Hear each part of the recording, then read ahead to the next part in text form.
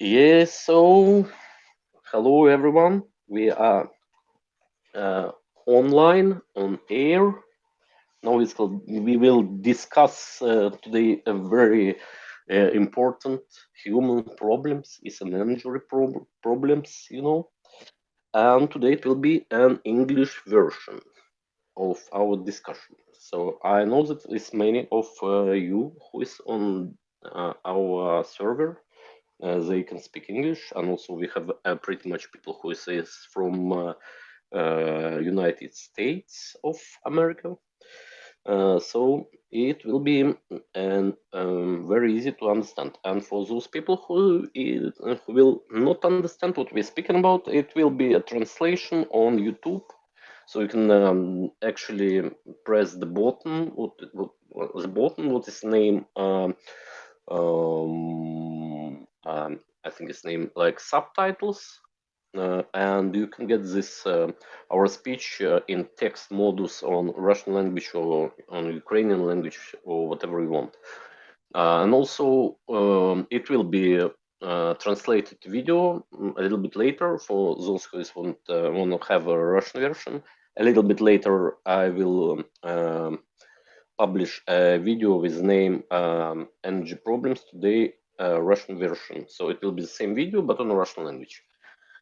And today we have a very good guest, a very good friend of me, and he's a very fantastic man. He's very special. And we're gonna start to discuss today about energy problems. But before we start to do this, I see it comes some people already on YouTube. Please, can you give a back message if it's everything is okay? If you can hear me, if the voice is okay, if it's no echo, or if it's possible to understand what we speaking about. So just press a plus in main chat in YouTube to understand that we are online. Let's see. So maybe they also need to hear if I'm. I know you hear that. Yes, you are alive. Yes, you're on a live stream. I see you because it's very easy. So using this OBS studio, so I hear every even small voice what you make. So I can hear you even when you're breathing. So that is okay. And yes. So for everyone, I introduce my friend Ben. He is very interesting in this topic of energy solutions, and so he have private, very interesting ideas how to solve the most important world problems for now, maybe. Like we just take a discussion in this, so it's not obligatory that you agree with us, but we just try to tell our viewpoint for everyone. So, and also I want to remember for you that I want you to remember that you can always send the questions in the main chat on web server in Discord, or you can send me private message in the straight to me or real life or servos. So you just can send these questions, and I can publish out, and I will ask this question. I can publish this question, and then we can discuss about this question. So I still waiting that someone can say that it's okay or not okay.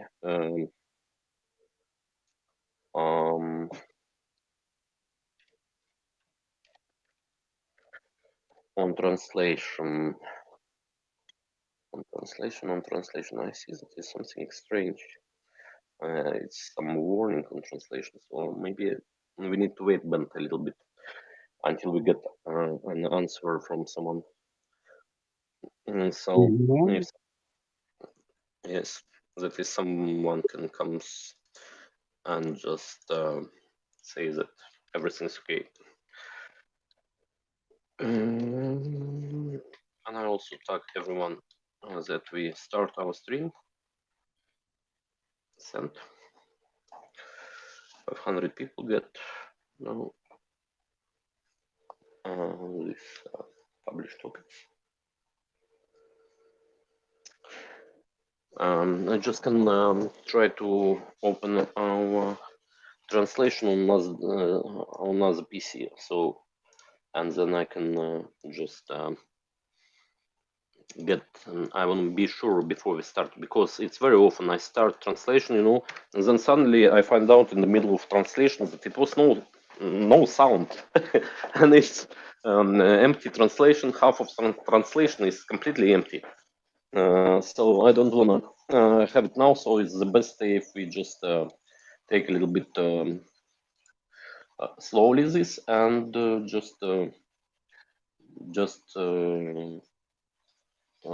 when we be sure, we can. Yes, it's perfect. Everything is work. So yes, we can start. We can start with this discussion. So yes, I don't know what question first we will discuss, but I think is the first question maybe is this very beautiful and the magic word, what's name green energy. Is everybody all over the world speaking, oh, green energy is good, we gonna change everything, we close all the nuclear power plant, we close all the coal mines, we close everything what is only possible to close, and then we move everything to the green energy. And the first question, is it possible? First of all, I would say that you present me that I should solve everybody's energy problem. And I can't solve the energy problem, but maybe I can give people a little thoughts about how they self can at least help on their use of energy. And of course, the first question what you ask me, if it's possible to live on green energy, yeah, everything is possible. It's just that some things take a little bit longer time than you think. So what they are doing today is the politicians try to explain for us that we should be able to power up all the world with wind and solar power, and that's not possible. It's we tried this before. We used rivers to produce timbers for 200-300 years ago, but we decided to change that to other power sources.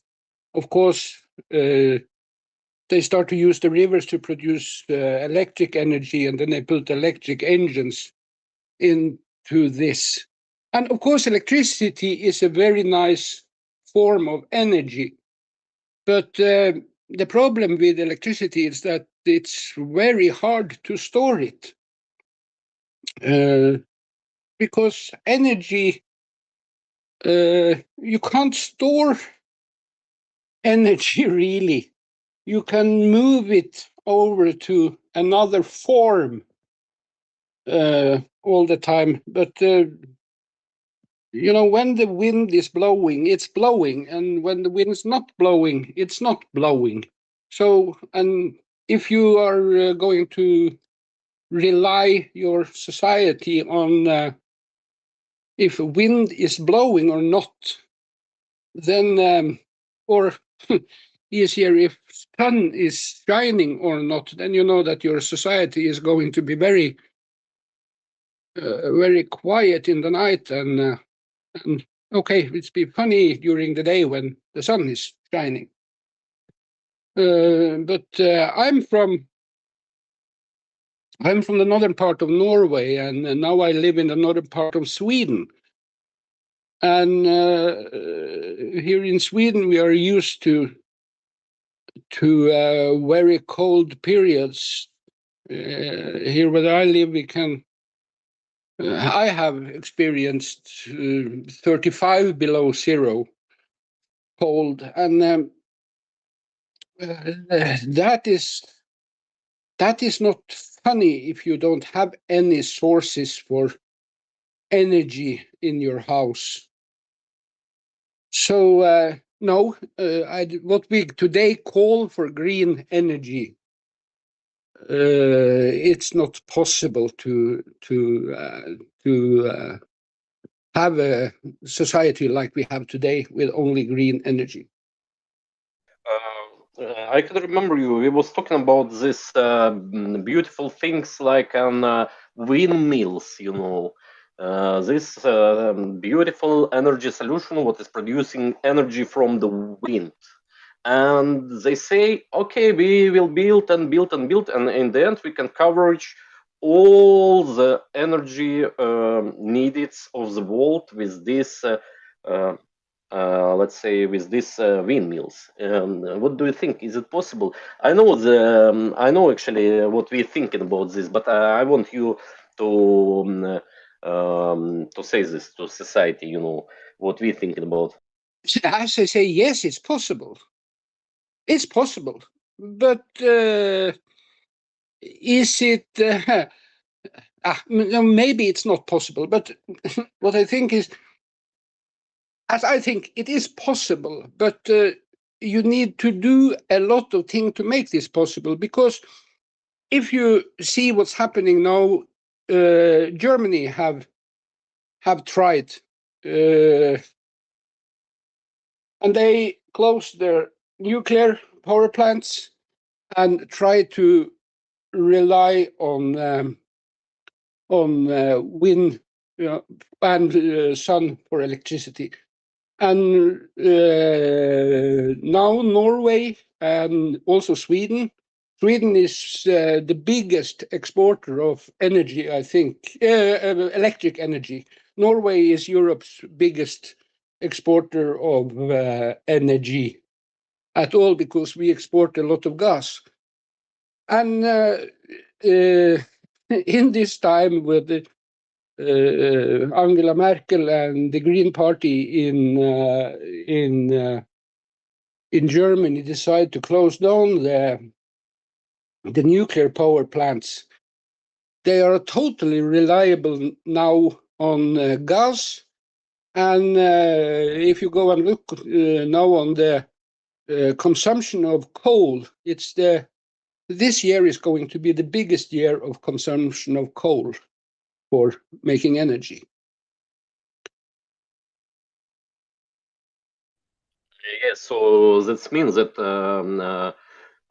this sanction, what is coming out to this Russian Federation and these places where the world can get a lot of coal, is maybe it's not so very much profitable for the world, because it breaks the economy and breaks the possibilities and breaks everything, all society's growth.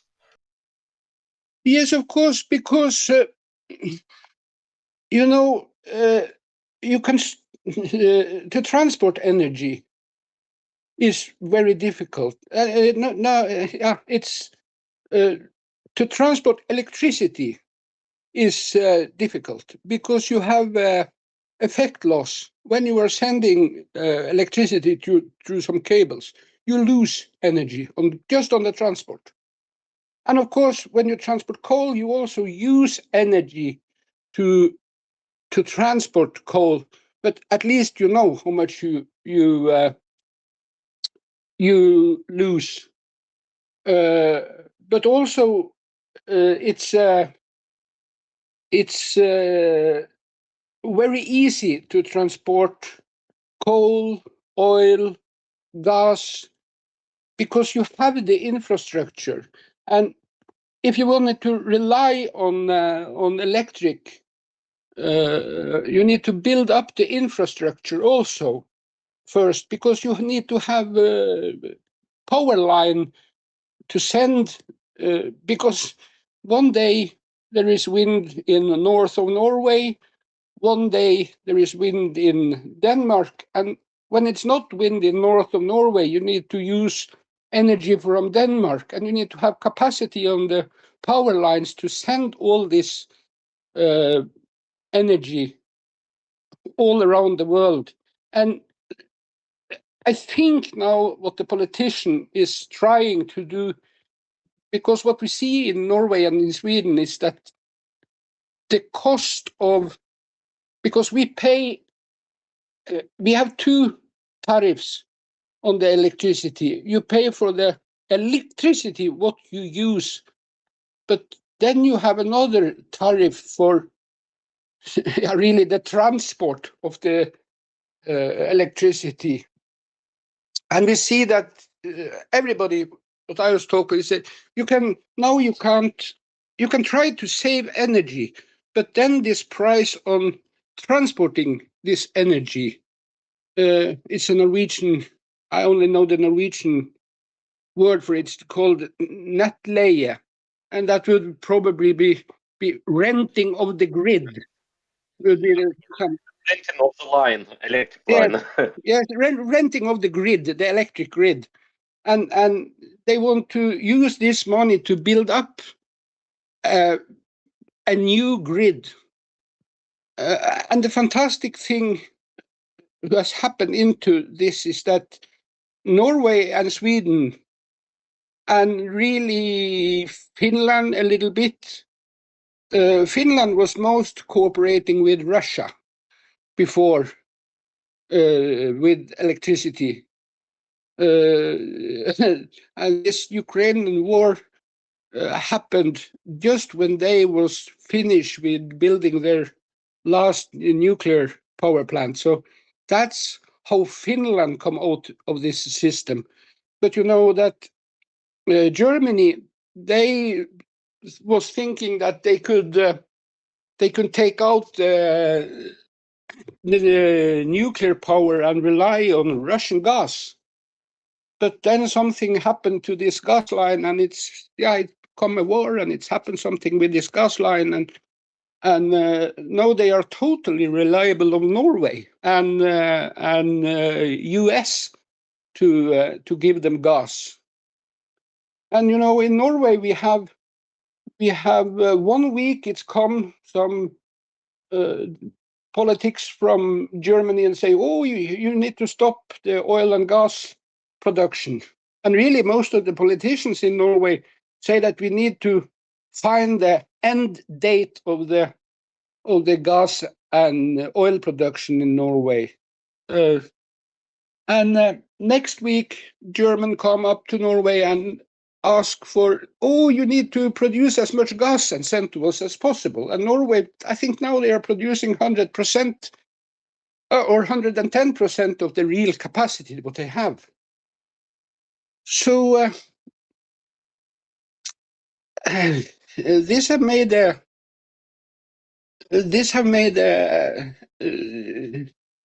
very security problem really for the biggest economy in Europe, that's Germany. You know what I was curious about? You remember it was the time when it was Mr. Biden and Mr. Boris Johnson comes to this Emirates, you know, to this oil guys in Emirates, and they say, you should produce so much oil, so much we need, and we gonna say you how much. And these Emirates guys, they say, no, we don't want. Go home. They say straight to Mr. President of United States, and they say the same absolutely to Mr. Boris Johnson, and they gone home, and they didn't get this what they want, and I think it was some reason why Emirates is was disagree to follow these ideas what United States and Boris Johnson say, and I don't understand what is the reason why they say no. I really know. I really think that I know why they say so, because it's so difficult to reconstruct everything. And if you start to produce so much oil, you couldn't stop it. You have to produce all the time so much. And when, for example, machinery is working on 80%, it's okay, it's normal. But when machinery and, for example, some economical part work on 110%, it means that it's start to it can happen bad things. We always say that if you over the grants what is maximum capacity, then it can happen some very bad things. And I think these Emirates guys, they say no, we don't want, because if we can produce so much oil more, then the oil price will go down, and we don't want this. And they stopped this project. But Norway didn't say anything about this, and Norway is follow what the European Union say, and what these German people say, and also probably they follow what this English people say, and I don't know why. What's you need to what's the reason? remember. Now you need to remember that it's a big difference between oil and gas.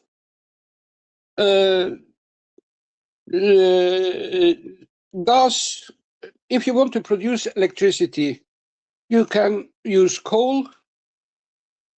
That's probably the worst you can do. And then you can use oil to burn in these electric factories. And then after that, it's come gas, what you can use.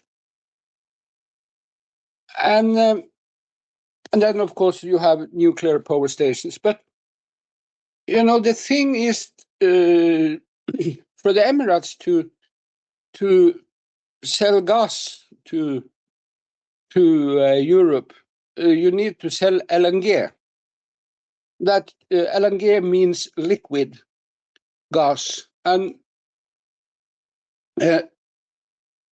that's what we do in Hammerfest in Norway. They take the gas and they freeze the gas so it's been liquid, so they can transport it in a ship. But in the North Sea, in the south in Norway, we have pipelines like Russia had to Europe. And for the Emirates to build up this system of making LNG in the amount that Europe need, it's a big investment. In Norway, the only place we produce LNG is in Kirkenes, and that's because we think it's too much investment to build a pipeline all the way up to the facility in the north. So, yeah, they think it's profitable just. And then, of course, when you're producing LNG, you can sell it wherever you want. So the biggest exporter of LNG is I think really is Russia and US, I think, because US have built up a big production now of LNG, so that they also can help supply Germany with energy. But just when the war started in Ukraine and they blow up this gas line, it was a total catastrophe, because they didn't have emergency storage, nothing of gas. I think the storage was under 50%. So, then it was a lot of stress. And of course, Norway and the Norwegian biggest producer of gas, I think they paid not the biggest, but number 2 most tax who've been paid to the state in 1 year. And was it $200 million they need to pay in tax. This Norwegian oil company. I can't remember the figure, but I think it was some company in Dubai who sometimes pay more tax because they made so much profit.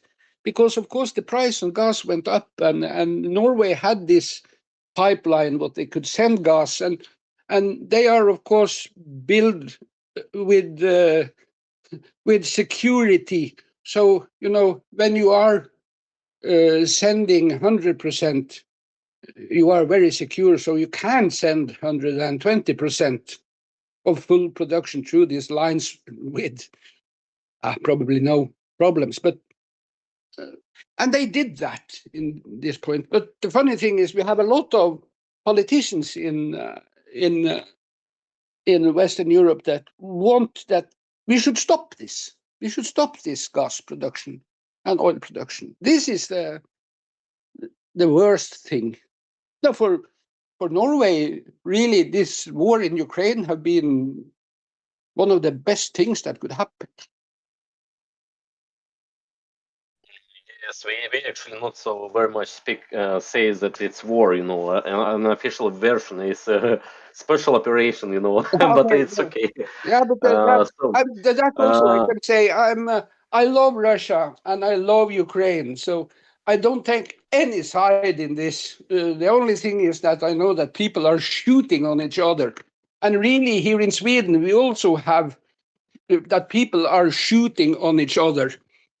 Then it's some people from one religion who shoot on, of course they shoot on the people from the same religion, but they also don't like other religions. So, and we call this also a war, even if it's not a real war. But my thinking of a war is that when people are shooting more than over 10 minutes on each other, then it's a war. So, but I don't take any side. It's just an terms, so everybody understand everything. But yes, it's okay. Yes. So it's actually, from my viewpoint, I'm absolutely agree with you about the Norway, because Norway have so much domination position now in this energy of all the Europe. But I don't think, I don't see actually, I'm living Norway, and I don't see any very much good changes, in economy or in so it's changed nothing. It's only prices going up on everything, included the food and the service, on everything, and electricity especially, and it's strange because normally Norway is supposed to get an enormous profits now, and where is this? This go straight, it goes straight into this this foundation what we have. We call it the Norwegian Pension Fund abroad. I think that is the official name, but it's of course only Norwegian. But no, I can tell you, this is also a topic, because there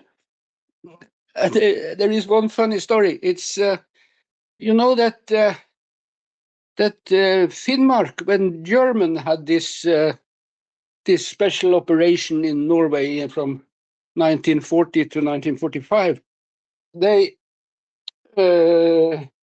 burned down all Finnmark. There was almost only church left, and everything was ruined. And after the war, when they start to build up this,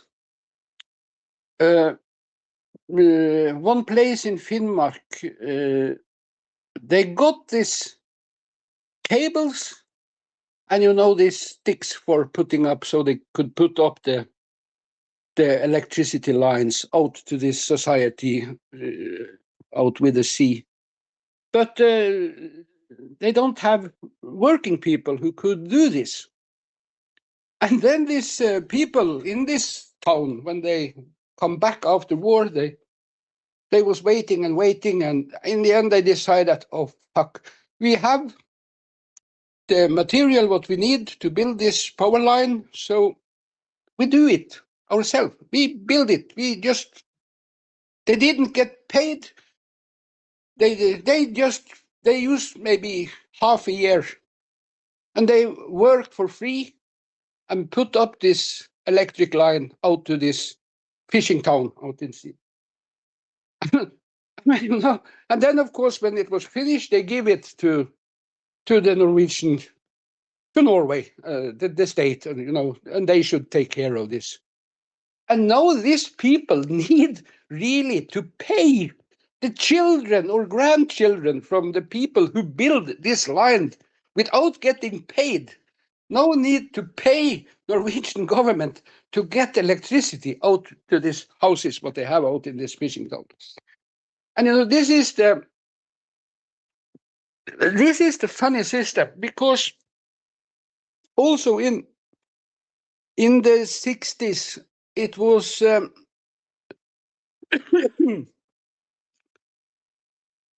what he say? It was in 1930.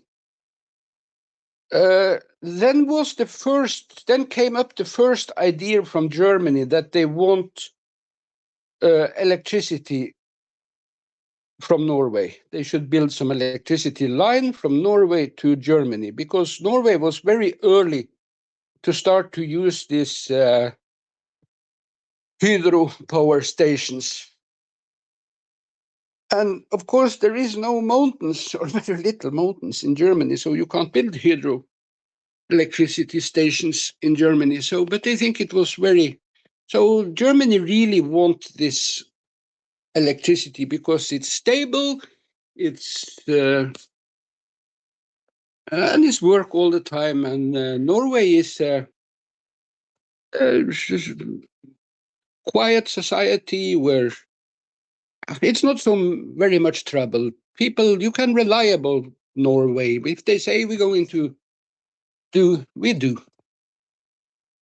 And then the politicians in Norway say, no, we think it's better to use the energy for making industry in Norway. So then Norway start this iron melting, aluminium melting, and this industry that use a lot of energy. And there was more profit in this, that you use your energy and make a product out of it. For the first, it's give work for the Norwegian people, and it's give more money for the companies. But now during the last 20 years, they have been changing the laws in Norway around this electricity, because up to 1990, at least up to 1960, it was law that this power plants should give cheap energy to Norway. The distributors should give cheap energy to Norway. It was not legal really to make profit. And today it's the same rules running on water. When you live in a commune, the commune should give you water. You should pay what it costs, and of course what it costs to fix these pipelines. But the commune are not allowed to take out profit on water. But during the 60s, 70s, and 80s, it had been changed the law that they have changed this electricity from a necessary product, what everybody need, like air and water, to some product like chewing gum that we should, it's a free market, they say. And then they have made up really a stock exchange that called Nord Pool, who was, I think it was made in Norway. I can't remember, but it was made in Scandinavia someplace. And then Sweden and Norway joined this Nord Pool, and it was to more, in the beginning, it was to more efficient move the energy from the different places. When it was a little water in this region, we could send some energy and help them. But then this became a private company, and then it was sold to Nasdaq, I think, own it today, this New York Börse. And then everything had changed because this stock exchange, the idea of a stock exchange is to get the best price for what you are selling, if it's sugar or if it's, or every exchange have this, you should get the best price for.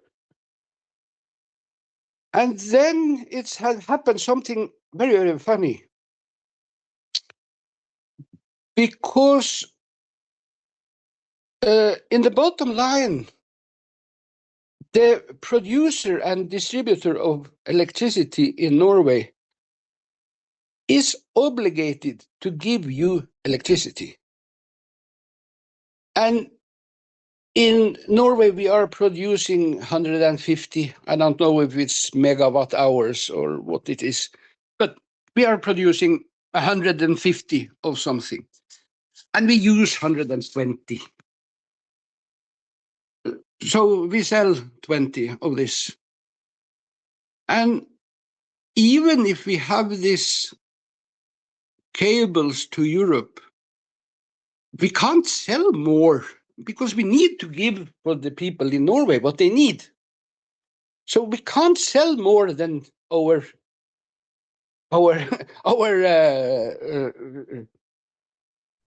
Yes, our line capacity, you know, this line what is transfers the electricity. Yes. No, but the line capacity has nothing to do because we are only exporting 10% of what we are producing. And we can't export more because we are using the rest in our country, and they are not allowed, they can't export it because we are using it. But then, anyway, they say that this is a free market. You know, if you think, the funniest thing is to think about a small farmer who produces milk, and he is alone in the end of the road. And then the road, it's an avalanche, and the road disappears. He can't get the car, he can't get the milk out. He would, he can't just go to the government and say, the milk price is very high, so you need to pay me for this milk. Because he can't deliver this milk. You know, in the market, you need to be able to deliver the goods also. But really, this is funny in this electricity system. You can't deliver. But anyway, I, as a buyer in Norway, need to pay the price that somebody in Germany is willing to pay. Do you Yes, they say actually, but I want to a little bit stop you because it was a question from one guy who is living in Germany, and he say, why you don't give the energy to German for free? Because it's no people have no money in Germany. They're not so much rich like in Norway. Why you didn't give them not for free but for very cheap this electricity?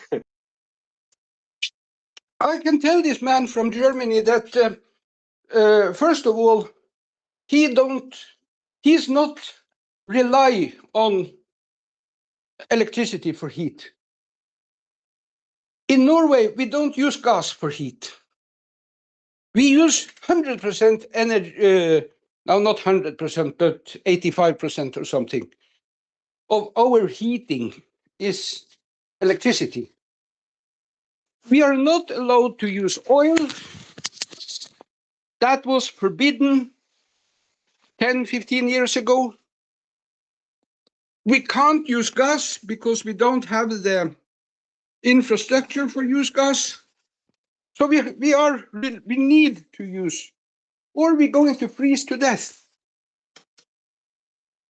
And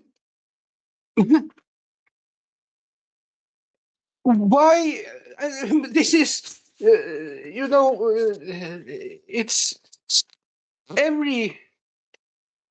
every commodity in the world has a price.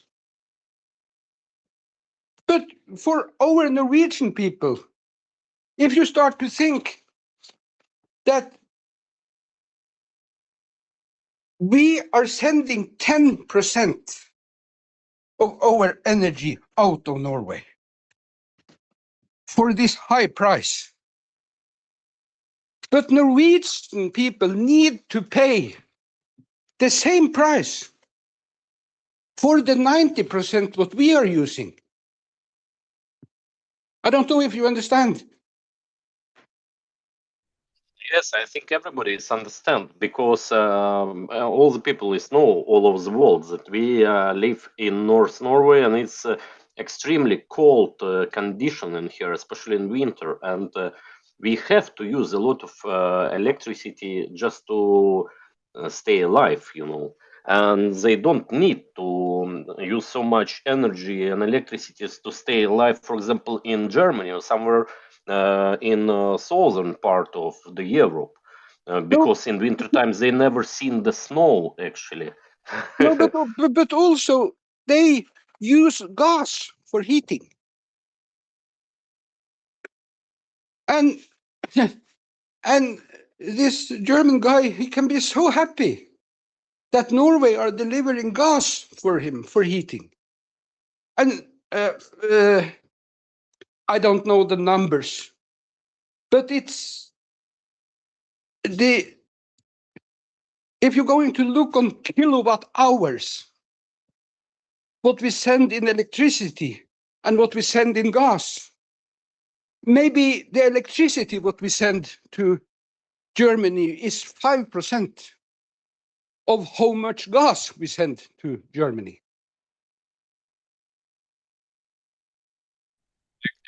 Exactly. So it's no any concurrence between German people and Norwegian people, because in Norway we not use very much gas, almost nothing, So that's why gas is go straightly to Germany. And I don't think that it's a very much high price. But also it was the question about is it more expensive than the Russia will sell gas?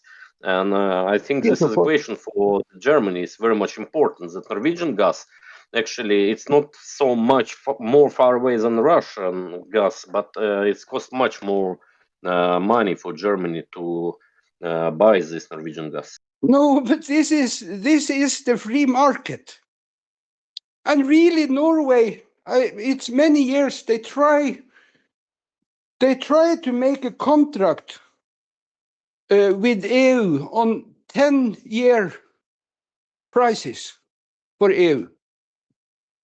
But EU don't want. They want to have a spot market. And when you have a spot market, then it's daily price. And of course, when Norway send 100,000 tons of gas or whatever and Russia send 100,000 tons of gas, then the price is lower than when Russia stops sending gas. Of course, it's just, this is how a free market really works. But on electricity, it's not a free market. because you can't, it's not possible to sell all the electricity that Norway produces. It's not possible to sell it in Germany. First of all, you don't have the cables to send it, and then they are obligated, according to Norwegian law, to give people in Norway electricity. Electricity it's made and used in the same time. Yes, it's not possible to keep this electricity actually, and it is some possible technology to keep electricity. I want you to tell the story about this Finland company, who was trying to investigate some methods of holding the electricity, like, for example, heating up sand. That was art, I want you to tell the story to the people. Of course, you can store energy. You store energy in your car.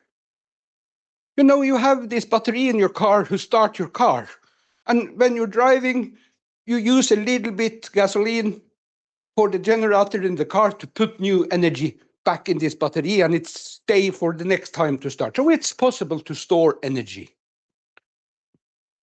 But when you come up to this amount, what we are talking about, when you are running a society, it's not so easy to store energy. It's also like a house. If you want to store, and now really this is start to be a big market here in Sweden. They want everybody to put some lithium battery in their basements to store energy in their house. Then they say, oh, you're going to make a very good profit because you can charge your battery when the electricity is cheap, and we have some app to control all these things. And the idea is very good. But anyway, you lose.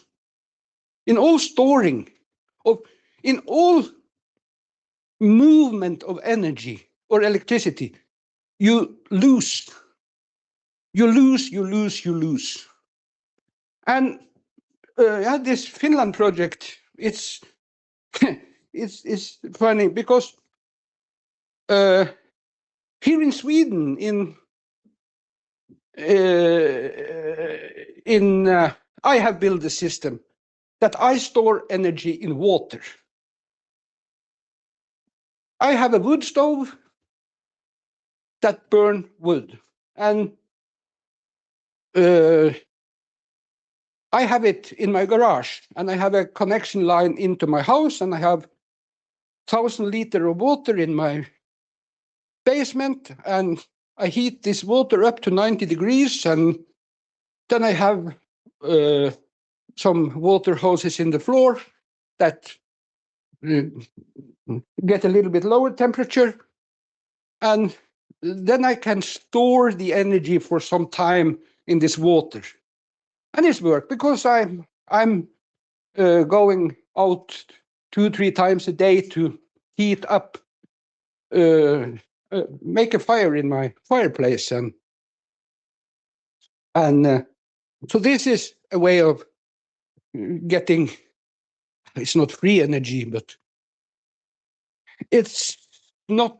I'm not rely on anybody other than myself that I be able to go out and put this wood. And but then it was some people in Finland who, because the problem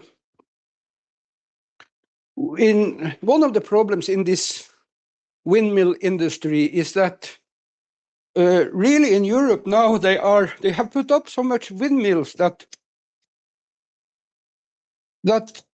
when it's much wind, they produce so much electricity that nobody wants it. So the price go to zero. It's the free market. When it's be too much of something, nobody want to buy, and everybody want to sell, and the price go to zero. And we have had days here in Sweden where you really get paid for using energy. But of course, when it's 35 degrees warm and you really, of course you can use it for air conditioning, but you don't want to use, really you don't want to use energy when it's warm. And then it was some funny guys in Finland to decide to make a sand battery. And really this is also, when I've been investigating a little bit in this is an old Swedish tradition, Swedish and Finland tradition, because they make an oven in their house. And you can really go also on YouTube and just look on sand battery. But they want to make it a little bit bigger. And they take a container, and when the price on the electricity go to zero, they use the energy from the windmills to heat up air and blow into this sand. So they heat up this sand, and then they use this. They have a water system that you could take out this energy when it's be a little bit colder. And it's a very, very funny project. And it's good, but anyway, you lose. And then you only can use, or only and only, of course, you can use it to other things, but mostly you can only use this energy for heat. You can't get light out of this energy. And this is also what a little bit funny, but what a lot of people are talking at really Norway in this special forum, you know. They say, if you put up a windmill, can this windmill make a new windmill? Is it possible to use this windmill to make a new windmill? That's a crazy question, actually. But if you say that you have oil, an oil producing plant, this can give you a lot of things what you need for building a windmill. And anyway, the windmills need oil in the end. Yes, exactly. I think it's all the industrial stuff. It's need oil in any case, whatever.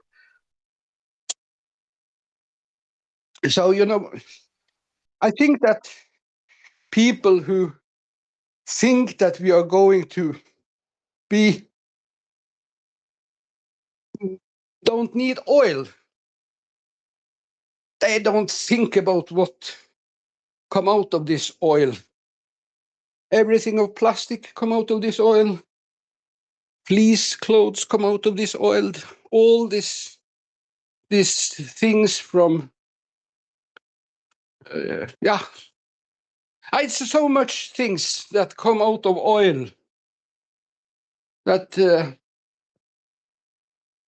think when you see an ambulance stay in the road and there is 3 people badly hurt, and probably it's a big basket of plastic and things what they have been used to make these people survive, and almost everything of this come from oil. It's not come from windmills, at least. Exactly. But I was also thinking about this, some type of energy keeping. If you have some zero energy price in sometimes, I think it's reasonable to make some big reservoirs, you know, with water. And when you have free energy, you just use pumps to lift up the water very high. And when you have not free energy, you just release this, and the pumps start, and the same pumps start to produce electricity when they take this water down. They do this in Sweden. I think they call this pump power station or something like that. There is also some ideas about having a big crane and lifting up some concrete, or and then when you need the energy, you can lower it. So there is a lot of funny ideas, but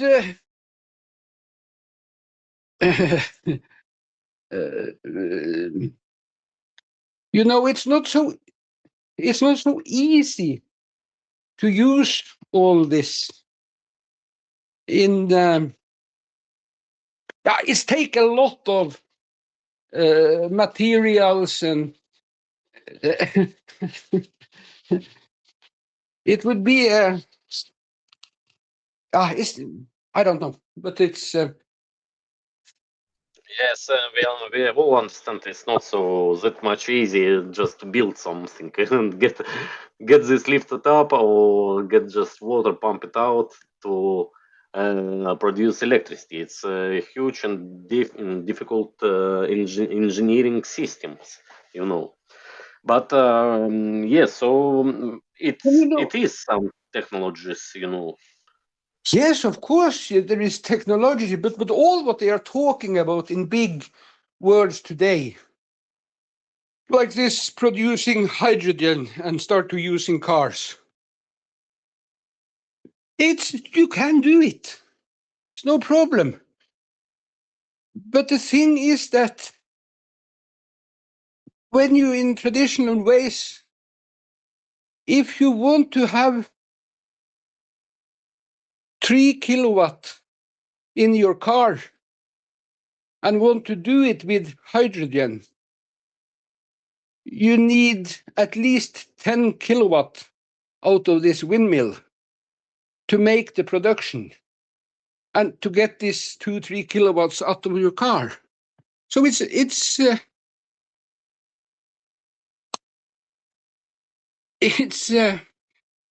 very what to say it in English, I don't know, but you are wasting a lot of energy in doing this.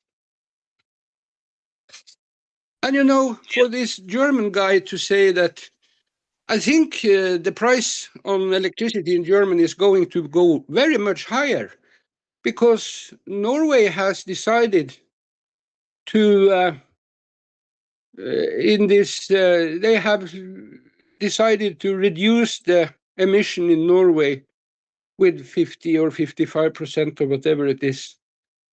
And since we are a country who in 100 years have used electricity from water, we don't have so many places to reduce.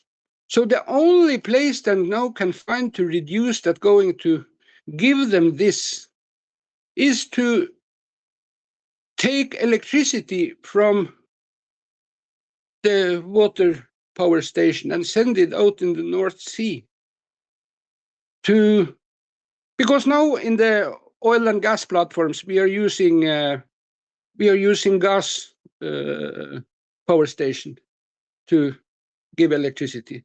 But they want to close these gas power stations, and they're going to send electricity from Norway out to these platforms. And they plan to invest, I think, 50-60 milliards in this. And really, the gas we are not using in the power station, in the platforms, is going to be sent to Europe and used there. And if you're really lucky or unlucky, maybe you need to import gas that is produced from coal. It's depend on what time in the year you need to import this electricity. So that's really, this can mean bigger emission globally, but Norway made their goal. Yes, exactly. So as I correct understand, it's in plans to electrify all the oil platforms instead of using gas on these oil platforms. Yes. So that means that Norway will not sell any electricity probably out, because it's I think it's pretty much energy they need, these oil platforms in production. Yeah. And, you know, of course, we are going to use a lot of more. We are going to have industry in Norway also, not only in Germany. We are building up a big data center for TikTok, so people can watch cat videos and have fun. This also needs electricity. And yeah, they say they're going to use windmills to power this, but it's proved that windmills are probably working 30-40% of the time during a year. So where are you going to get the electricity the rest of the time? So what people need to understand is that if you put up a power station that not work 100% of the year, you need put up 2 power stations. Yes, exactly. And in Soviet Union time, we remember, and in Germany also, they have for these nuclear power plants, and these nuclear power plants, they can cover all the needs of everyone. And actually, I don't not so very much understand why the Germany people is close this and supply, because I know that is Green Party now in Germany who is run the country, but it's okay if they scare so much of nuclear things. They not supposed to close the nuclear power plant alone, because close to them is France and Belgium and other countries who have a lot of these nuclear power plants. And in any case, if they even close all the nuclear plants in Germany, it still will be neighbors who is produce all the electricity from the nuclear power plants. For example, like France. And we know that French cars is very much cheap. And one of the reasons why they are cheap is because France have extremely cheap electricity as well. Yeah, no, but that would be funny if this German guy could answer this question, because it's a little bit funny. And really now Mutti have made a biography of herself, and she thinks that she did everything right. Nothing wrong. Nothing. She do so good for Germany. Mutti. It's Nice, nice name, you know. To be honest. Yeah, so this is, and you know, in this topic, it's so much symbolic things. I don't know if you know what happened in Svalbard. You know where that is? Yes, they have this seeds storage, the biggest in the world. Svalbard. You know where Svalbard is?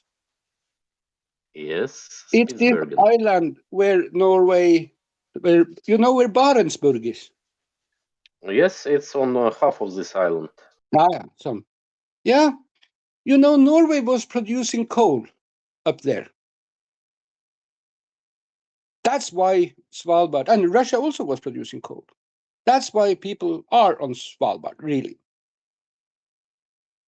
But now Norway have decided to close this coal production because now it's only scientists and tourists left up there. But you know, when to power up this society far up in north, they used coal and have Norway's. It was one power station with coal in Norway, and it was in Svalbard.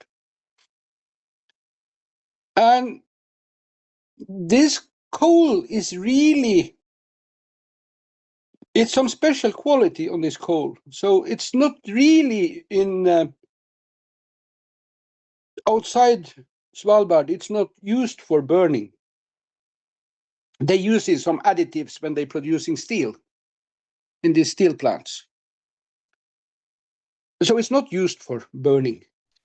Yeah, I understand. It's like chemical elements what they put in steel to have some special quality. Yes. So they closed these mines.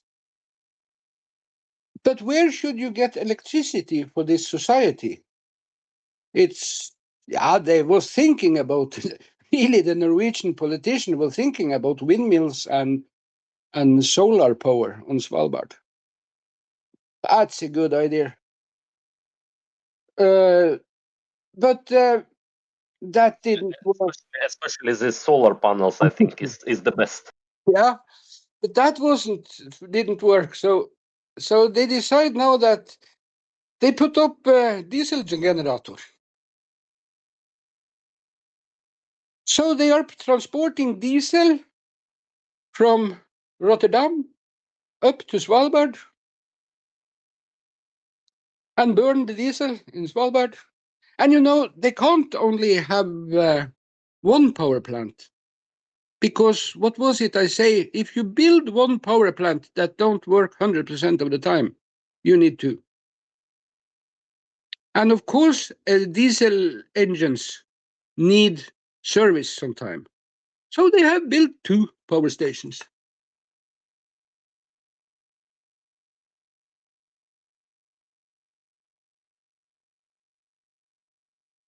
And this is the same with windmills. If you build one windmill, or 100 or whatever, you need to build another power plant. And this power plant probably need to be gas or coal, because I think that nuclear is not so easy to control. You know, you can't in an hour switch up and down this nuclear power. Really, it's hard with water also, but you can manage it with coal and gas power station. So these people who think that windmills are green energy, I need to think a little bit more. Yeah, we was calculate with you, I think, and I remember this about what it will cost the world if we wanna move all the world to this windmills. And to be honest, yes, I remember that we can't come to this conclusion that it will be ecological catastrophe, you know. Because it will be so much windmills everywhere and it will fall down and be destroyed. And what we can do with all this plastic, what is this milliards of windmills is produced from. And I remember what you were saying about this. We was calculate. I think we were speaking about how much long time it's resist this windmill. So how much years it can work. So and I think it was. I didn't remember. You remember what we was calculate? But I think it. You were saying how much sticks per day windmills we must produce to cover all this world needed in electricity. If I don't remember totally wrong, you need to Was it 2,000 windmills a day now, or was it a year? I can't remember. But anyway,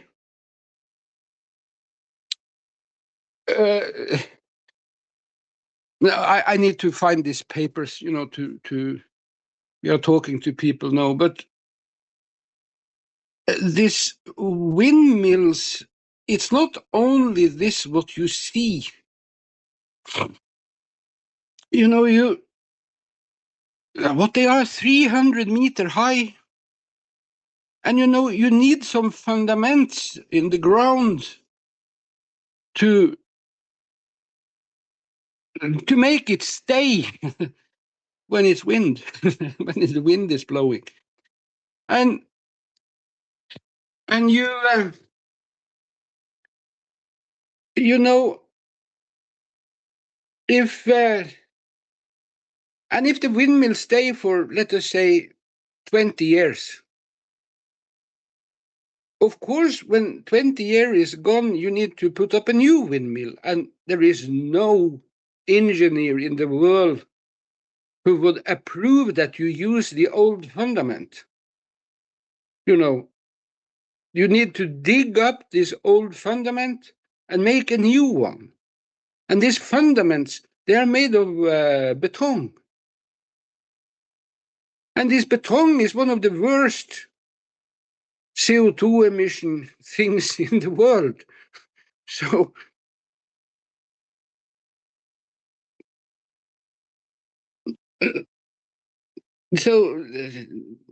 it's not look nice also.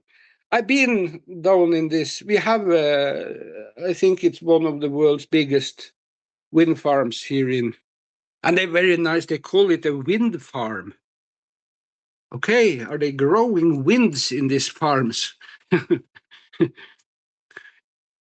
But that can be smelly if you have a farm that grow wind. But to be honest, I think they grow and they grow on this farm of world energy crisis actually. Yes, you do that. It's like I say, you know, when you have an hydroelectric station, this run, of course, it can be 1 year that is no water. This can happen, but this happens every 100 years or something like that. But this work 100% all the time. But we know that this wind power station, they work only 30-40% of the year. And then you need to put up something else. And then this something else factory can only work in, let us say, 60% of the year. So then both of these are not economic, because the economic thing is when you have a factory, run it 100%, then you make most money. Not have two factories. This is very easy to understand, but like these politicians, they don't want to understand it. But they also don't understand that they need to double the production, because it's you need to have these reserve things, and even if we gonna produce with windmills all the electricity all over the world, what it will happen when, for example, it's come service. So we need to prepare 1 million or how much millions of specialists in these windmills all over the world. It's almost all the humanity must start to work with these windmills. And I'm, for example, I couldn't repair windmill. If they put outside windmill, I couldn't go and fix it, you know.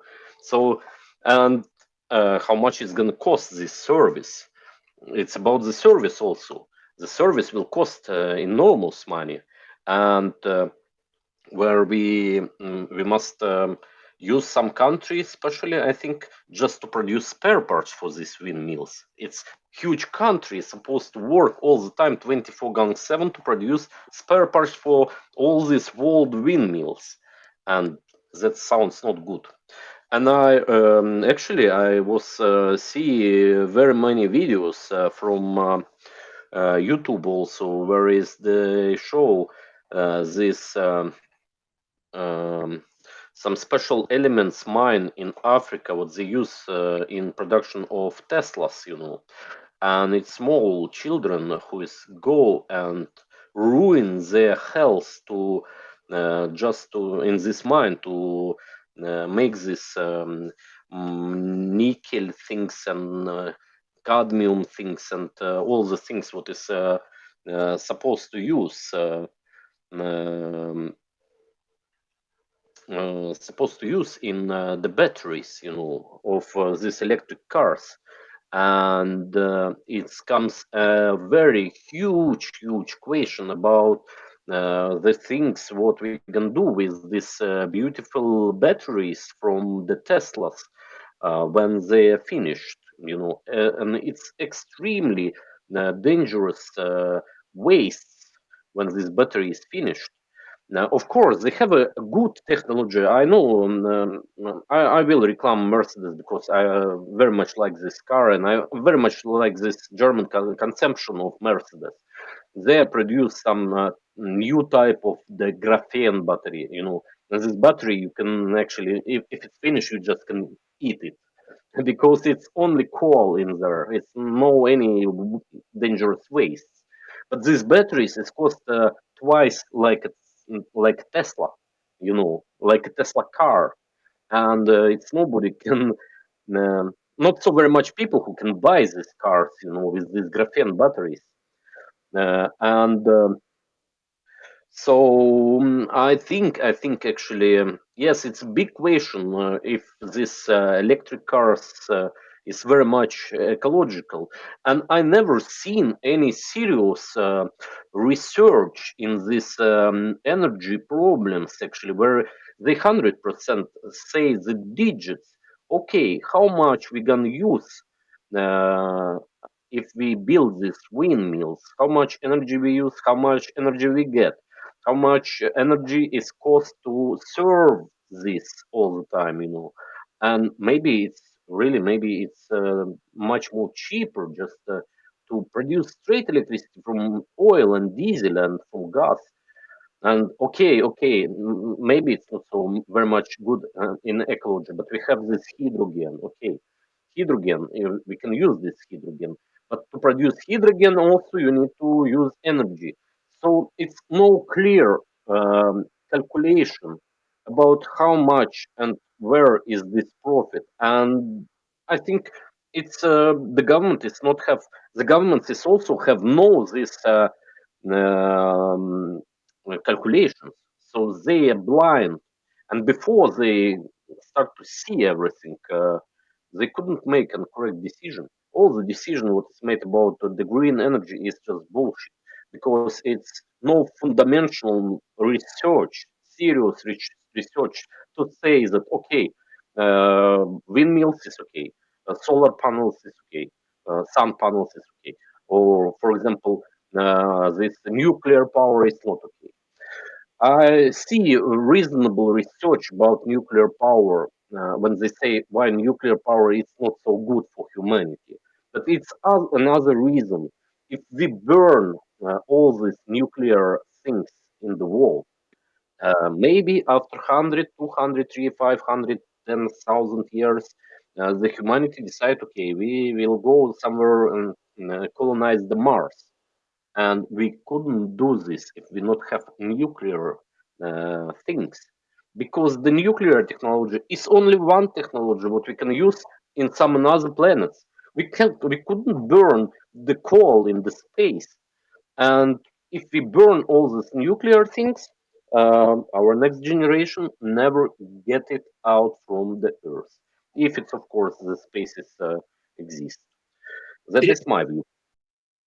No, but really, it was a very funny documentary from Danish TV I saw, and it was, and there is also, this is not for the foreign listeners, but there is they have a program in Norway called the Norwegians, the Swede, and the Danish, and it's one guy from Denmark and a girl from Norway and a girl from Sweden who sit and discuss things, what's happening. And and you know, they really, people in Denmark, they was very afraid for this nuclear power station in Sweden. They could see it in binoculars from Denmark, you know. And then this guy went on a tour, and he went and visited people who lived close to this nuclear factory. The nuclear factory is 500 meters from people live there, you know, have apples in the garden and have a nice life. But the people in Denmark are very, very afraid.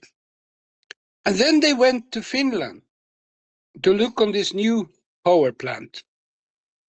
And you know, the biggest thing what have been discussed is that where should you put the shit what's left over when you burn this atomic thing, this atomic waste? So in Finland, they decide they made a hole 500 meters down in the ground.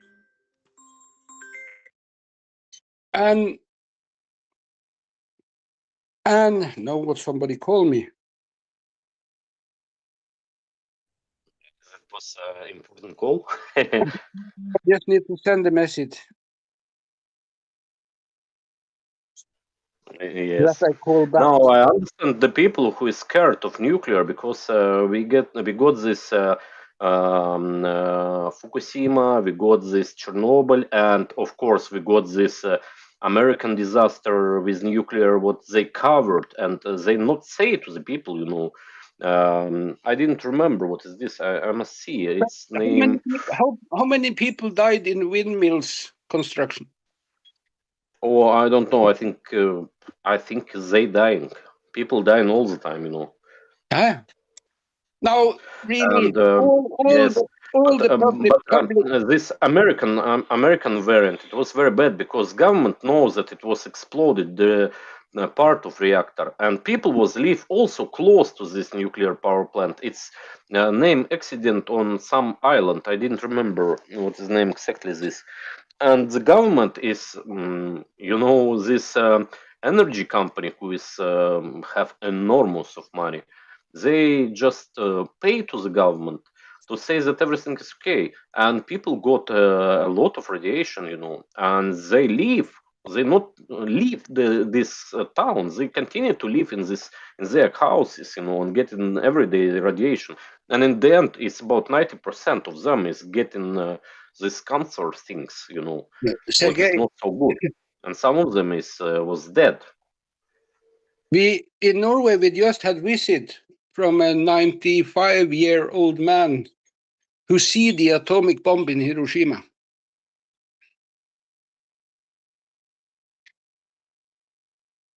Who watched the atomic bomb in Hiroshima.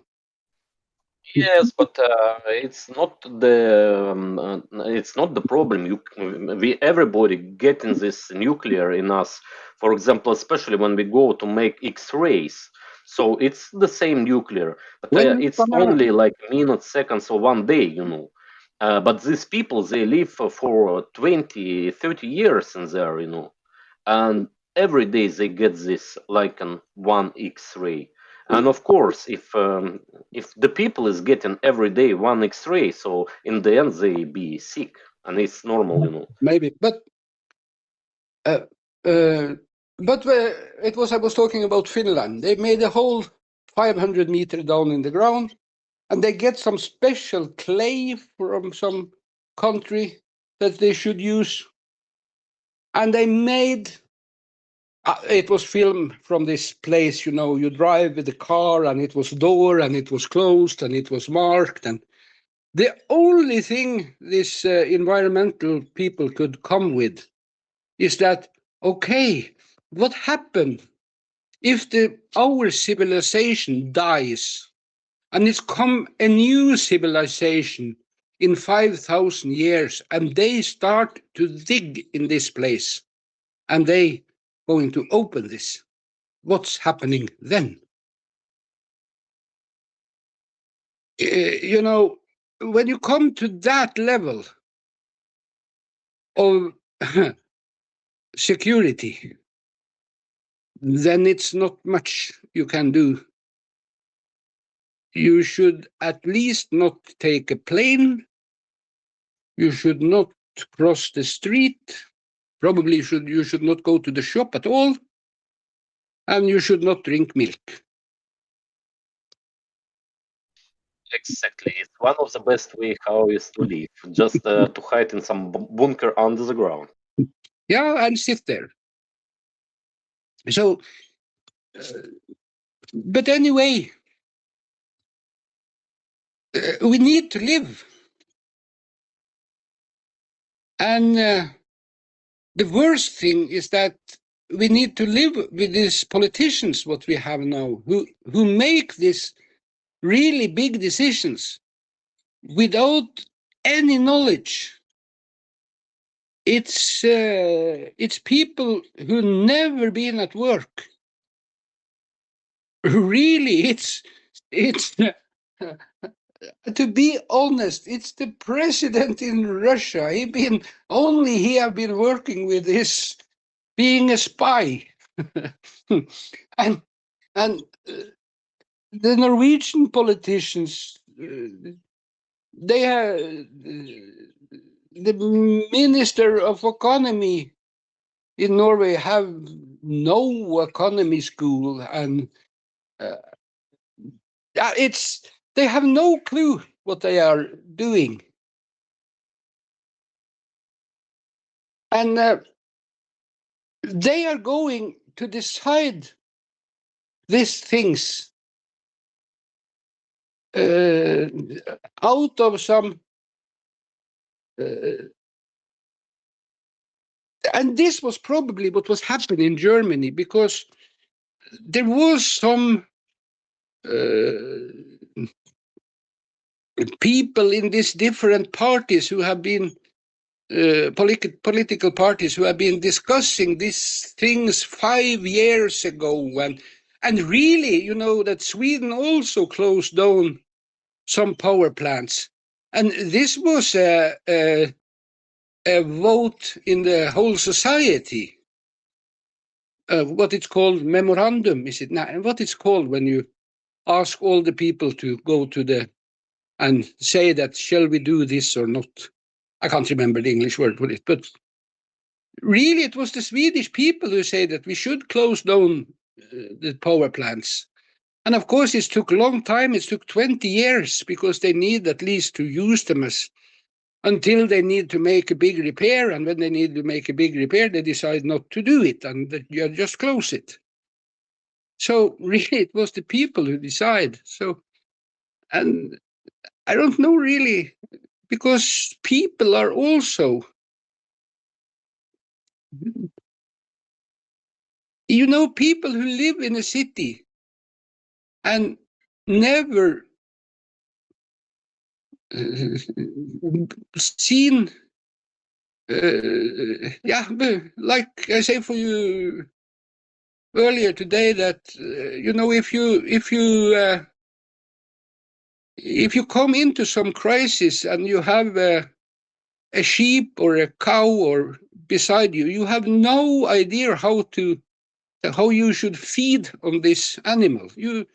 You can't butcher it, you can't kill it, you can't make the meat secure to eat.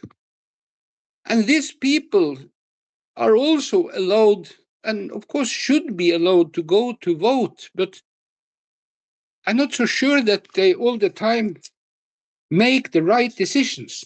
Normal people. And so it's not so easy.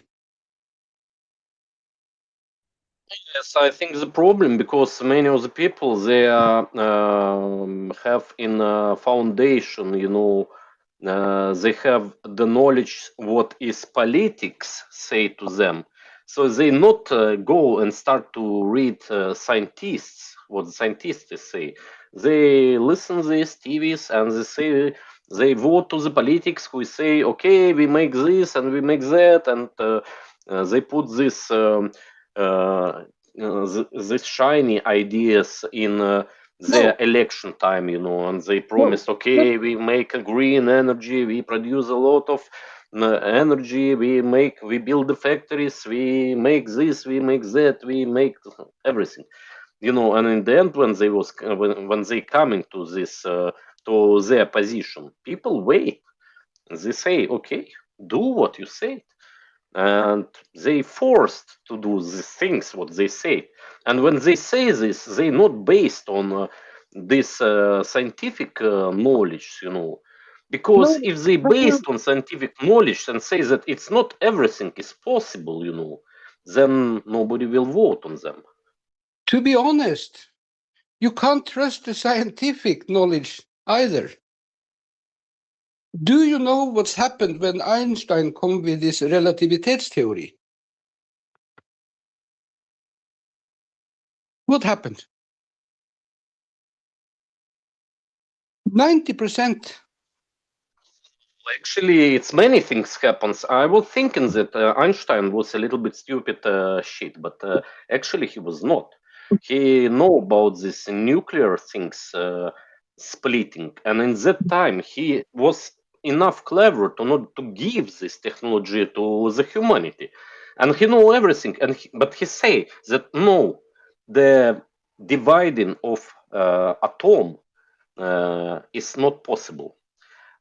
But for himself, he knows that it's possible. So these nuclear things he know, but he also understands that if he gives this technology to humanity, everything what humanity can do with this on those time when he was is only to produce the huge bomb. And when the Oppenheimer came to this Einstein and say, you was very stupid, my friend. You was make mistakes in your calculation. And Stein, he say, no, I know everything. Yes. And this Oppenheimer, he is made this thing that time. No, but when Einstein released this theory, nobody believed in him. It was 90% of the scientists disagree with him. And you know, yes, I know. You know, and in the end, he hide some of information, and it's Oppenheimer. He is open this information, and they make actually the practice research, and they create this dividing of atoms, you know, so this nuclear reaction. And in the end, of course, when he come and say to this to Einstein, he understand in the end that and Einstein he knows this. He was calculated this before, but he hides this, you know. And this proves what I say. You can't rely on the scientists also. You understand? And you know, now they say that, 90% of the scientists say that we are boiling the earth. 90% say. But science is not agreement on things. Science have nothing to do with democracy. Science is science. This I can prove. This I don't know. I can't prove it. Then I don't know. So when 90% of scientists say that this is true, but nobody can prove it. You understand me? Yes, exactly. And I want to say one more thing. This is, I agree with you 100%. I can say one more thing about the science. of course, anyone who is working with science is very nice guys as usual, but all of them need food also, and all of them want to live somehow. Yeah. And to do this, they need money, and the money who is have money, real money, is this politics and is this huge corporations. So they pay for this research, what is profitable for companies and for politics, but they not pay for the research, what is useful for humanity, because it's no humanity who is paid for the science. It's those people who is want to make profit who is paid for the science. I think, this what I say about putting electricity out to the platforms in the North Sea.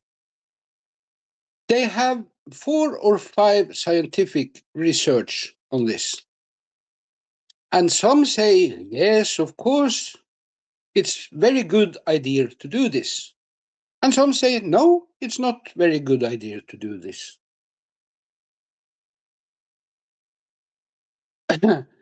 And really, it's need to be some that this, of course, the scientists also have some political opinion, but if you want to create energy or that normal on these oil platforms, when you're drilling, taking up oil, you don't use the gas. And that was in the early life of Norway as an oil nation. We don't use the gas. Every one of these platforms have this torch. They was torching gas. And you need to have this flame because of the security on the platform, because then you have fire. So if it's gas leaking, then the gas would burn in this flame. But then the Norwegian government decided that we should stop this because it's a lot of emission from this burning of this gas. And I think it's Norway and England who is not flaming gas. Elsewhere in the world, it's normal to flame the gas because, and Norway made also this pipeline that it's easy to give away this gas and make money out of it and send it to Europe. And Russia also do this. But in Africa, all oil installations are flaming the gas. So if Norway used this 50 milliard, what they plan to use in to our oil industry, if they go to Africa and help the African people to take care of the gas and find some way, it's 10% of the energy consumption in Africa that are flamed out in the platforms. But of course, because of this Paris Agreement, we can't do this. Because we need to do this at home. We decide that Norway should reduce the emissions with 50%. If we go and do this in another country for half the price, no. We can't do that. And this is politics. Yes, I know. And I'm very much sorry about the things that the politics is decide what the company will do, because they make these laws when the company start to be unprofitable. And it's many times American politics say that it's the best for economy when the companies and the businesses decide, what they want, not the government. And the government is a little bit just steering with this, that it will be no anarchy, that it will be democracy and this profitable and positive developing in the companies. But now all over the world, they put this politics, they put the interest of politician ambition in the front of the profitable of the companies and the profitable of the factories and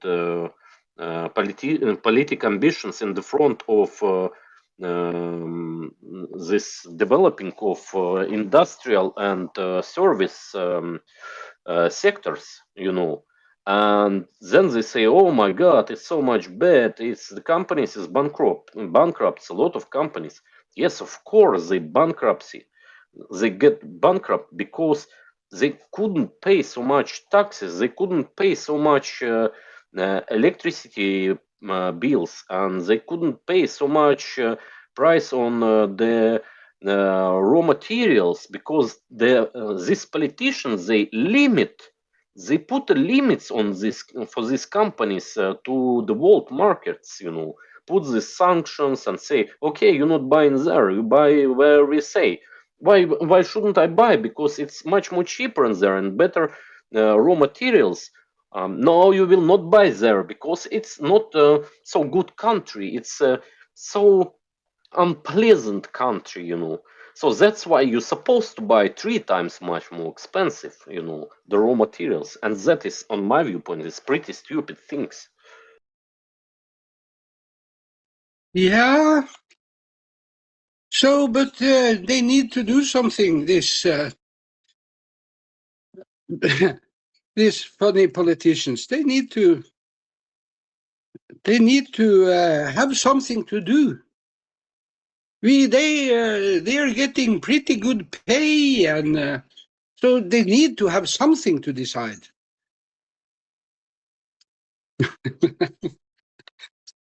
So I don't know, but I really it's. I feel sorry for the people who grow up now, if they because it's so. It was a lot of bad things who happened when, in the time when I grew up, we had this Cold War and everybody was afraid for this atomic bomb and but we managed to live at least. But now it seems that everything what you do,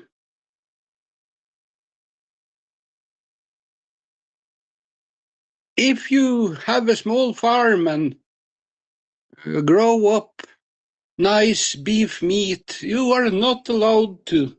If you not send this to a big company, this meat that it can be produced into pizza or whatever they make of it, you are not allowed to. So really good local produced things, you can only eat it yourself. And you know that I've been working in this food industry, and we produce decent food, but it's need go through some big companies before it's come out in the market. Yeah, it's one more very much bad problem all over the world. The small farmers they start to press it out. All the small farmers, these huge corporations, and it's only the governments like in Norway. They are very much strict to support the local farmers, and as on my viewpoint, it's very much nice because we can get this fresh lamb meat, this what is it's very good, it's very good and healthy food, fresh meat, And but the most of the countries, they use this a lot of antibiotics, a lot of some special things what is increase the growth of the meat, and it's not so very much healthy, this food, you know.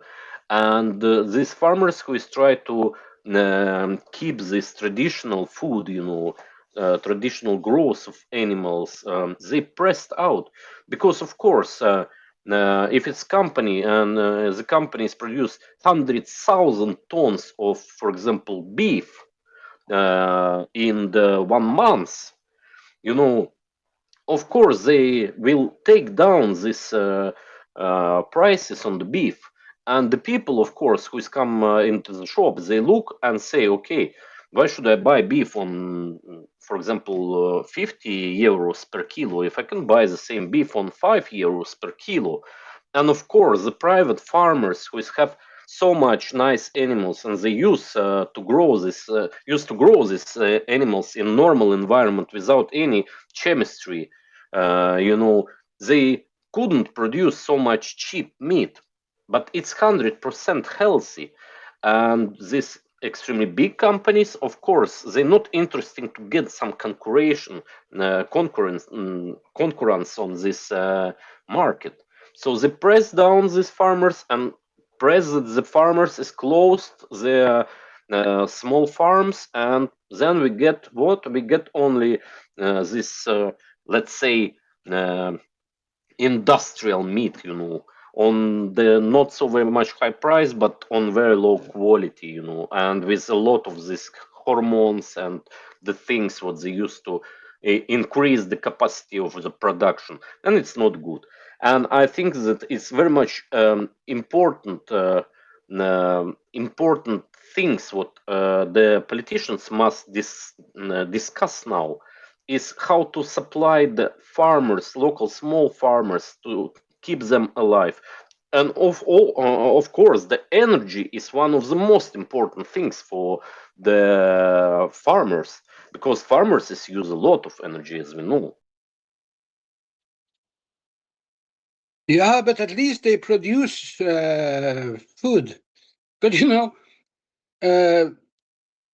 when Norway, you know, I've been in the business for a long time, and when Norway was applying for go into EU in 1972, and I can't remember the other election we had, but they sent some. They was negotiating about the contracts if Norway should go into EU, and I was in fish business in that time, and they was talking about the dry fish production in Lofoten. You know, dry fish have been produced for 1,000 years in Lofoten, what we know, and exported to, especially to Italy and this southern country in Europe. And it's long. I can tell you a lot of stories about this, but it's long. But then it was some in this EU say that, oh, how are you producing this fish? Yes, we take this cod and hang it up in the air, and it's 2-3 months and it's dry and it's finished. And it sounds funny, but this is true. It's just like how it's working. Then it's come one of this, but this is not the secure production. I think if Norway should be a member, and they need to build roof over this place where they are drying the fish. But one important thing is that it should rain on the fish. It's very important for the fish, but that's another topic. Then it was one of the Norwegian negotiator who sit and think, why? Yeah, this man said, you know, if it's come a seagull and fly over this, it can shit on the fish, and the fish can be damaged from this. Yes, he said, You are into something, he say. Maybe we should build roof over Champagne. You know, it's an area in France called Champagne. And there is where they are growing the grapes, what they make wine, what they are making champagne and cognac out of. So maybe we should build a roof over this also, because maybe it can come and bird and shit on one of the grapes. You know, and then it was quiet in this discussion. So, and this shows a little bit that this big economics like Europe and like Germany, they think they can do whatever they want. And then countries, small countries like Norway, who have a lot of resources, have a lot of things, they should just give them cheap electricity, cheap, whatever they do. They have no responsible for themselves. This was what was good in old times, that it was one country. You are Norway. You are responsible for what happened in Norway. And take care of yourself. But then this globalist starts, and you should have so many agreements that, we should not produce toilet paper in Norway, and that we should produce in Sweden, and we should produce fish in Norway, and something other things in bacon in Denmark, and sausages in Germany. And then all sausages in Norway should be German. And you know, this globalistic idea is so fucking stupid. You should produce sausages, bacon, toilet paper, and everything in Norway. And you should do the same in Sweden and same everywhere. Then we get... Yes, I'm absolutely agree because it's a lot of energy we use on this transportation, and nobody calculate how much energy we use in this transportation things. Maybe it's much more profit and much more ecological way to produce on the place, but not use 100 millions of trucks to transport it from one region to another region. And we have one beautiful woman in here, you know, from Italy, Svetlana, and I remember, just because I remember, I want to say this. I was saw in the news that Italy is the government in Italy. There was so much nice. They cancel all the production of this genetic modification meat, and this meat what is grown up from these pieces of something, you know. And also they stop, they make a law what is not legal to produce meat from these insects, you know. So there will be all the time fresh and very good meat, and that's I like, you know. That's I like. Of course. And yes. Everybody like that, but is there nobody have any questions? We can ask, yes, you can ask the people, you know, it's people in voice. So if they have question, if someone have question, you can ask. We just can take a small pause and wait for the question. Hey, we can just find something to talk about that people don't get bored and. No, it's you know, but of course when you put all, it's like you know, you've been to a Norwegian fish factory and know the sanitarian rules around this factory. And really, there is no hospitals who have these sanitarian rules what fish factories have. I've been around a little bit around the world with my little boy that not live anymore, and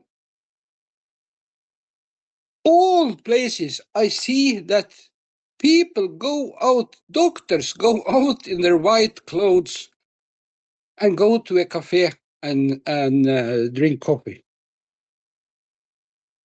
And really, in the freezing part of Norway, it's not allowed at all to do things like this. And it's very, very strange. What rules can be put on private business and really hospitals, and especially this food business, and hospitals don't have the same strict rules.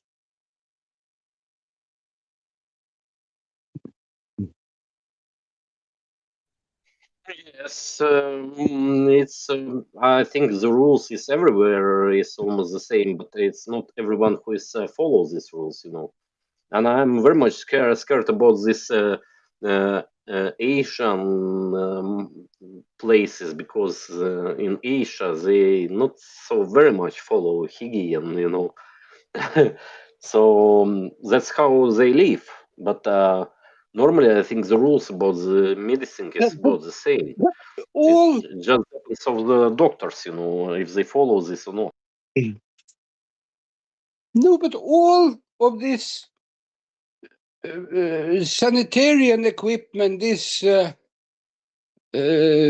clothes, what doctors use, and all these things, it's produced in China. It's produced in China. So I don't know. No, I think that, and it would be good for the country and good for the people that, okay, we produce these mouth masks in Norway. Why can't the company, why can't we, okay, we need to pay maybe 10% more or whatever.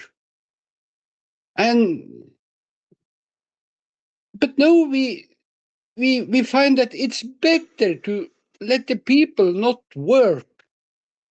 And then one importer should make big money on importing these things. That's very good. It's very, very strange. It's very strange for me. I understand that, okay, Norway is a good place to produce cod and salmon. Yes, this I understand. It's not so easy in Spain. I understand that, or in Italy or wherever, because the cod is just outside our coast. I understand that. But Denmark is the biggest producer of pig meat. Okay, nice. That's good. We send some fishes to Denmark and get 2 pigs back. That's how it should work. And then all the things. And I don't know if you've seen this this film of this old butcher in Denmark. He start to come a lot on Facebook videos. It's an old man who very angry on the society, you know. But he has No, I didn't see. I didn't see that you just send the link me, and then I publish this in chat. If I find it now, but you know, it's just some in the flow. No, not now. You can send it anytime. But it's very funny because no problem. he's very angry, you know, on society, and oh fuck no, I think he 86 years old and run his shop still now and angry, and you know, if people don't want to pay his price, he throw them out of the shop. You know, It's a very funny guy. This is how business should be.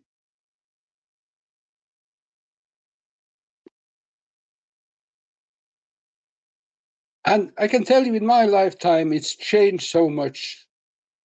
It's in the beginning of when I start work, it was when you say yes, you didn't need contract when I sell fish to Portugal, or we just agree that, okay, you get 200 tons of fish for this price. And if some people call the day after and say they want to pay more, no, the deal is done. A man is a man and a word is a word. But this is over.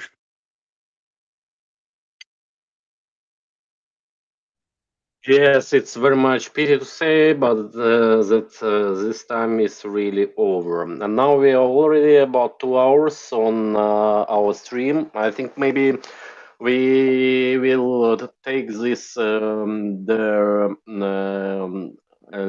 slower, and maybe it will be we can stop the stream because it will be too much long to listen, you know. And for myself, it will be actually very much good to test new artificial intelligence to translate all our speech, you know, on YouTube. It's everybody who is on the in the chat, they know that we're working with this artificial intelligence and study this, and actually we have already very nice web page and a very nice crypto what you can go and buy, actually, you know. And this is all about this artificial intelligence. And yes, we must make maybe some conclusion for today. And yes, it was actually very much things to discuss. And I think actually it's only first part. We're gonna make more parts with band. What are you thinking about this band? Yeah, we need to hear if people like this or not. If we get very thumb down, we should not make anymore, and people get angry. Yes, we got likes, you know, we got likes, but I was so long time didn't start the streams that the people is just forget that we had the streams, you know. So we was not on the streams about 2.5 months, I think, or something like this. So this first stream during, I don't know, 2.5 months maybe, or 2 months. But I see the activities and it's a little bit problem because it's not so very much people who understand English. But of course, I'm gonna fix this problem in the future. So I will make this on YouTube straight. The not on YouTube, but through the OBS straight this translation, you know, on Russian language. And these people who not understand English, they can see straightly. But of course, this video it will be translated, so they gonna get this Russian version also as well. So and today, in the conclusion, it was not so very much people who was watching us, but it was 37 people who was watching us, and it's 4 people who put likes, and we have something about maybe 12 people now who is listening us in the voice chat on server Pure, and I'm impressed, really. we will see. It's not that much, but it's nobody saw this because it's so long time since I started last time stream, so people is just forgot. You know. Yeah, no, but I'm impressed that somebody in the world want to listen on what some crazy people up in the cold north is talking about. But really, what we are going to do or try to do is to make that people start to understand that we should be healthy and try to find some solutions to help ourselves, because don't rely on politicians. That is not a good idea. They just want your money and they want to use it on what they like and to probably make good jobs for themselves in the future when they don't politicians anymore. So Yes, exactly. I'm agree on that. Yes. no, this is no, but it was funny. Yes, thank you very much that you was taking part in discussion, and thank you everyone who was on server Discord, who was listen us and look at us on YouTube channel, and also thank you everyone who is look this video after, because many of you I know you like to listen this. Our translations a little bit later, in the evening or when you have time. And I promise you that you will get also this Russian version or maybe subtitles version. I don't know. We will see. And please like and subscribe on our channel. Add yourself to Discord channel if you want, of course. And thanks for us and thanks for you. And for today, we just gonna get finished now.